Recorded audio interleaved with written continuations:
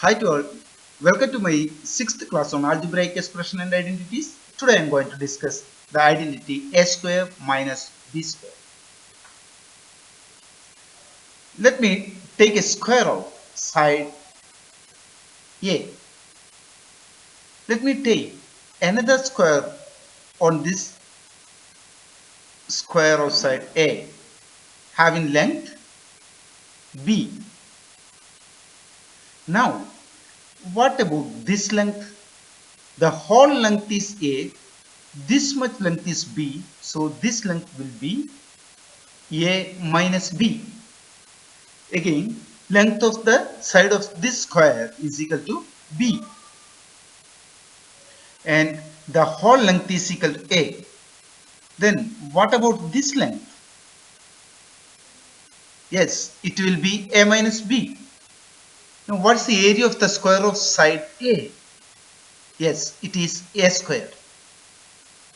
What is the area of the square of side b? Yes, it is b square. Now what is a square minus b square? Area of the big square minus area of the small square.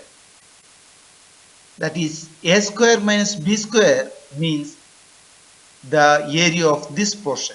That means area of the big square minus area of the small square. Now how will you find out the area of this portion? To find out area of this portion, let me divide that shape into two rectangles. Here one side is a minus b. What is the length of this side? Yes, it is equal to b. Then what's its area? Length into breadth, that is b into a minus b. B into a minus b is equal to b into a ba or ab. B into minus b is equal to minus b square. So area of this rectangle you can write it as ab minus b square. Now what about the length and breadth of the second rectangle? Here this length is equal to a minus b and this length is equal to a. So its area is equal, you can write it as length into breadth, that is a into a minus b.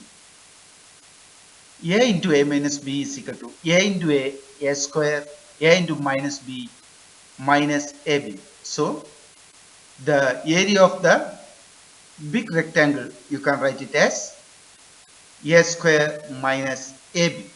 Now we can write a square minus b square, that is area of the big square minus area of the small square is equal to, you have to add area of these two, that is ab minus b square and a square minus ab, that is a square minus ab plus ab minus b square.